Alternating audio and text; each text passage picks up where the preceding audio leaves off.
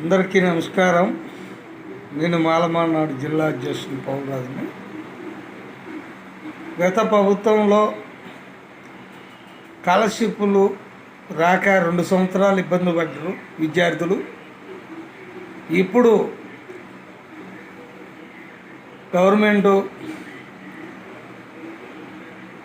Indiramma government వచ్చిన తర్వాత ఇది 1 సంవత్సరంలో బాధపడుతున్నారు. స్కాలర్షిప్లు లేకుండా పిల్లల చదువులు ఎలాగా గట్టెక్కుతాయండి? అందరూ ఉన్నవాళ్ళే ఉంటారా? లేని వాళ్ళు కూడా చదువుకునే అర్హత లేకుండా చేస్తారు సార్. లాస్ట్కి ఈ గవర్నమెంట్లన్నీ కలిసి లేని వాడిని చదువుకోకుండా చదువుకు దూరం చేస్తున్నారు. స్కాలర్షిప్లు ఇవ్వకపోతే చదువులు ఎవరు చెప్తారండి? ఎవరు చెప్పరు కదా. ఆలోచించే ఒక పథకంతో